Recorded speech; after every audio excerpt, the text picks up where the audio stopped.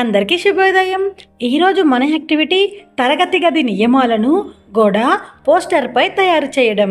కార్యకర్త ముందుగా పెద్ద చార్ట్ పేపర్, చెత్తను చెత్తబుట్టలో వేయడం, చేతులు పైకెత్తడం మొదలైన చిహ్నాలను అందుబాటులో ఉంచుకొని ఆధార్శీల పేజీ నెంబర్ 74, 75లో ఉన్న యాక్టివిటీస్ పిల్లలతో చేయించాలి.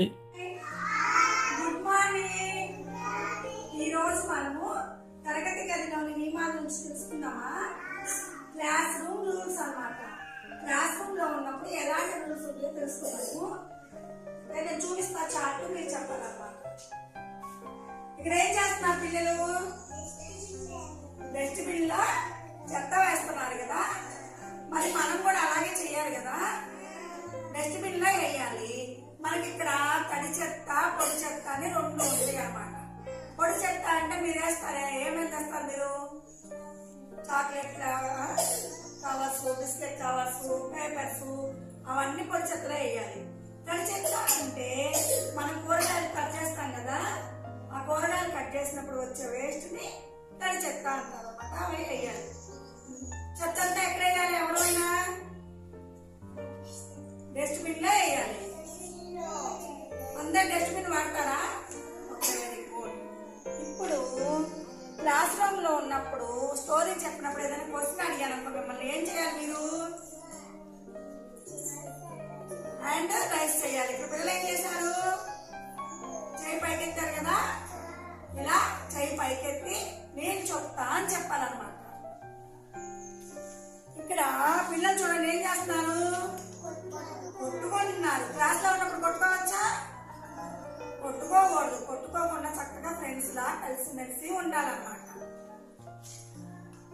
ఇక్కడ ఏం చేస్తున్నారు పిల్లలు? లైన్ లో నిల్చున్నారు. మనం అన్నం తినడానికి వెళ్ళేటప్పుడు, రీసెస్ కి వెళ్ళేటప్పుడు, ఇంకా ఏదైనా ఆట ఆడేటప్పుడు ఏం చేయాలి? మీరు అందరూ లైన్ లో నుంచోవాలి. ఇవన్నీ క్లాస్ రూమ్ రూల్స్ అన్నమాట. తరగతి గదిలో మనం నియమాలు ఇవన్నీ. తరగతి గదిలో ఉన్నప్పుడు మనం ఇలా పాటించాలి. ఈ రోజు మనం మంచి అలవాట్లు నేర్చుకుందాం. ఇక్కడ చూడండి, చెత్త ఎక్కువగా ఉందనుకోండి, చెత్తను తీసుకెళ్ళి ఎక్కడ వేస్తాం పిల్లలు? డస్ట్బిన్ లో వేస్తామా? ఓకే. అయితే మీ ఇంట్లో కూడా చెత్త ఎక్కువ ఉందనుకోండి, అప్పుడు ఎక్కడ వేస్తారు? డస్ట్బిన్ లో వేస్తారా? సరే. అయితే ఇప్పుడు ఎవరికైనా ఇప్పుడు చేతులు కడుక్కోవడానికి బయటకు వెళ్తారు కదా, వెళ్ళేటప్పుడు ఎలా వెళ్తారు? సాధ్వి వాష్రూమ్కి వెళ్ళేటప్పుడు ఎలా వెళ్తారు? వెళ్తారా? ఓకే.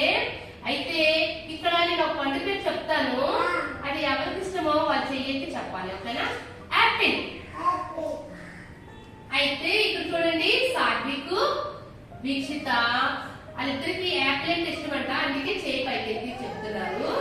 ఎవరైనా వచ్చారనుకోండి, వచ్చినప్పుడు ఇలాగే అందరు కూడా చేయి పైకెత్తి ఒక్కొక్కరుగా చెప్పాలి. ఓకేనా?